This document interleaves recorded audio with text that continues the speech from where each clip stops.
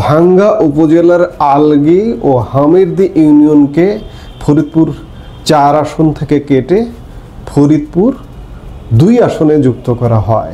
অর্থাৎ 4 সেপ্টেম্বরের পর থেকে ভাঙ্গায় বিভিন্ন কর্মসূচি পালন করছে স্থানীয় বাসিন্দারা। গত রোববার থেকে 3 দিনের সকাল সন্ধ্যা সড়ক ও রেলপথ অবরোধ কর্মসূচি করে স্থানীয় জনতা। আর তারই পরিপ্রেক্ষিতে আপনারা গতকালকে দেখলেন ভাঙ্গা পরিস্থিতি আউট অফ কন্ট্রোল। ভাঙ্গা যেন পুরো এক রণক্ষেত্রে পরিণত হয়েছিল।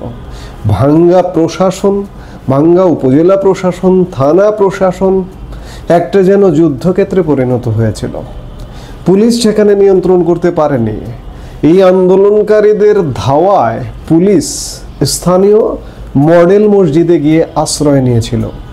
আমরা সেনাবাহিনীকেও সেখানে উপস্থিত হতে দেখিনি। হয়তো এমনটা হতে পারে যে সেনাবাহিনী আর বল প্রয়োগ করবে না, কারণ গত কিছুদিন আগে জুলাই মাসে সেনাবাহিনী গোপালগঞ্জে অতিরিক্ত বল প্রয়োগ করতে গিয়ে দেশে বিদেশে বিতর্কিত হয়েছে, সমালোচিত হয়েছে, ভাবমূর্তি ক্ষুণ্ণ হয়েছে। জাতীয় সংসদ নির্বাচনের সংসদীয় আসন পুনর্বিন্যাসের প্রেক্ষিতে সেখানকার মানুষজন আন্দোলন করে আসছিল। এই আন্দোলনের ঘটনাকে কেন্দ্র করেই এখানে একটা রণক্ষেত্রে পরিণত হয়েছিল। এই ঘটনার প্রেক্ষিতে এলাকায় সহিংসতা ছড়িয়ে পড়ে। ভাঙ্গা থানা ও উপজেলা পরিষদ, ইউনোর বাসভবন ও অফিসার্স ক্লাবে ঢুকে হামলা, ভাঙচুর, অগ্নিসংযোগ করেছে বিক্ষুব্ধ জনতা। সরকারি এসব ভবনের প্রতিটি তলায় চেয়ার, টেবিল, ফ্যান সহ বিভিন্ন আসবাবপত্র ভাঙচুর করা হয়েছে। আন্দোলনকারীদের ধাওয়ায় দায়িত্বরত পুলিশ সদস্যরা স্থানীয় মসজিদে গিয়ে আশ্রয় নেয়। আমি খানিক আগে যেটি বললাম, হামলার শিকার হয়েছেন সাংবাদিকরাও। গতকাল সকাল থেকেই ভাঙ্গা মোড়ে মহাসড়ক অবরোধ করে এই তাণ্ডব চালায় আন্দোলনকারীরা। তাদের অবরোধে দিনভর ছিল ঢাকা, খুলনা ও ঢাকা বরিশাল মহাসড়ক বন্ধ। বন্ধ ছিল দক্ষিণ পশ্চিমাঞ্চলের 21 জেলার যান চলাচল। সন্ধ্যার দিকে আন্দোলনকারীরা রাস্তা থেকে সরে গেলে যান চলাচল স্বাভাবিক হয়। বেশ কিছুদিন ধরেই ফরিদপুর 4 সংসদীয় আসনে পুনর্বিন্যাসের প্রতিবাদে ও পুরনো সীমানা বহালের দাবিতে মহাসড়ক ও রেলপথ অবরোধ কর্মসূচি পালন করে আসছিল স্থানীয়রা। চলমান ঘটনাকে কেন্দ্র করে গত শনিবার মধ্যরাতে নগরকান্দা উপজেলা থেকে আলগী ইউপি চেয়ারম্যান সিদ্দিকুর রহমানকে আটক করে গোয়েন্দা পুলিশ। এরপর রোববার রাতে 91 জনের নামে সুনির্দিষ্টভাবে এবং 150 জন অজ্ঞাতনামা ব্যক্তির নামে পুলিশ মামলা করে। গতকাল সকালে ফের আন্দোলনে নামে বিক্ষোভকারীরা দুপুরে তার সহিংস রূপ নেয়। এ ঘটনায় গণমাধ্যমের কাছে মন্তব্য করতেও রাজি হননি ফরিদপুরের স্থানীয় প্রশাসন, ডিসি, এসপি, বিভিন্ন পর্যায়ের প্রশাসনের কর্মকর্তারা। ভাঙ্গা রণক্ষেত্র এটি কি দিচ্ছে, কি অ্যালার্ম দিচ্ছে? সংসদীয় আসন পুনর্বিন্যাস, এটি যেটি হোক, এই আন্দোলনকারীদের যদি আপনি বলেন যে সরকারের বিরুদ্ধে আন্দোলন করছে কারা? আওয়ামী লীগের লোকজন। চেয়ারম্যানকে কাকে গ্রেপ্তার করা হয়েছে? আওয়ামী লীগের চেয়ারম্যানকে গ্রেপ্তার করা হয়েছে। 91 জন সুনির্দিষ্ট ব্যক্তি কাদের নামে মামলা দেওয়া হয়েছে? আওয়ামী লীগের লোকজন। অজ্ঞাতনামা রাখা হয়েছে 150 জন। যখন যেভাবে পারবে আওয়ামী লীগের লোকজনকে ঢুকিয়ে ফাঁসিয়ে দেবে। এগুলো কি হচ্ছে? আমরা আসলে গত 5 আগস্ট পরবর্তী সময় থেকে বাংলাদেশে একটা প্রতিহিংসার বাংলাদেশ চর্চা করা হচ্ছে। এক পক্ষ খাবে আর এক পক্ষ মরবে, এই নীতিতে চলছে বর্তমান বাংলাদেশ। ঐক্যের বাংলাদেশের কথা বারবার বলি, বিভিন্ন কথাই বলি, ঐক্যের বাংলাদেশ প্রতিষ্ঠায় কোনো নজর নেই।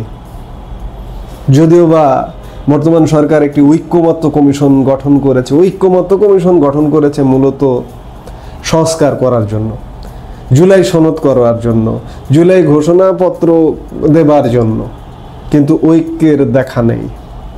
ঐক্যহীন একটা বাংলাদেশের পথে আমরা হাঁটছি।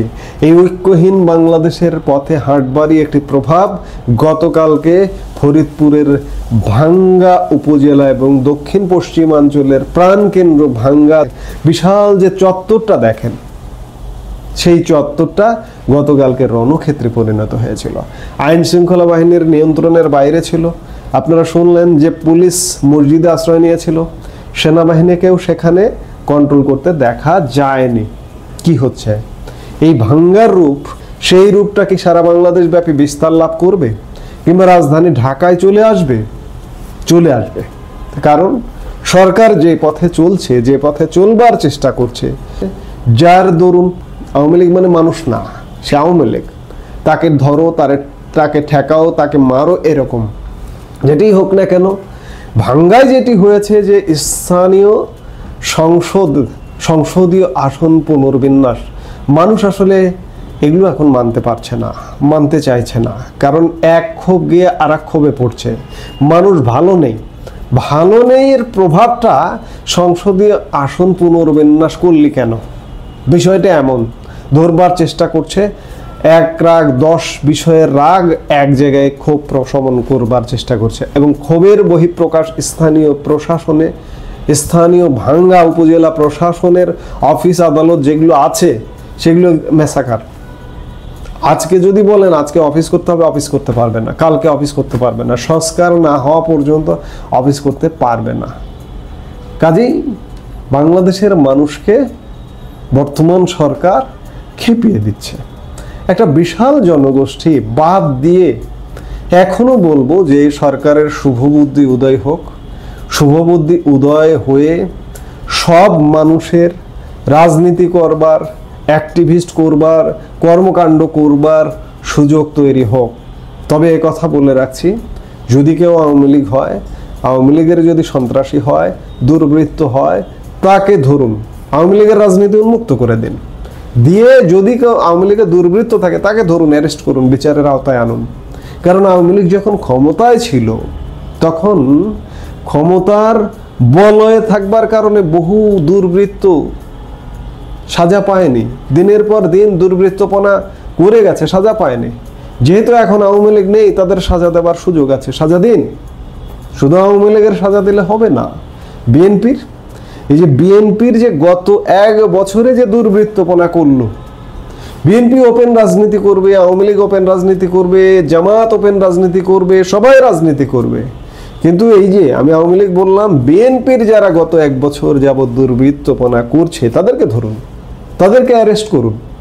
এবং এর আগে 2001 থেকে 2007 সালের 1/11 সরকার আসা পর্যন্ত যে তাণ্ডব করেছে বিএনপির লোকজন, তাদেরকে ধরুন। আবার তারা ইতিমধ্যে অনেকে সাজা ভোগ করেছে, সাজার মেয়াদ শেষ হয়েছে, জেল থেকে বেরিয়েছে, এর বাইরেও সাজাপ্রাপ্ত আসামি বহু খালাস হয়ে গেছে, তাদেরকে ধরুন।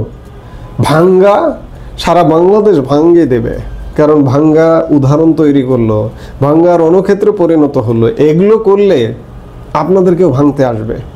আমরা সচেতন করে দিচ্ছি, সচেতন করবার চেষ্টা করছি, এখনো সময় আছে, সচেতন হন, নাহলে ভাঙ্গার পরিণতি কিংবা গোপালগঞ্জের পরিণতি কিন্তু রাজধানীতেও হবে।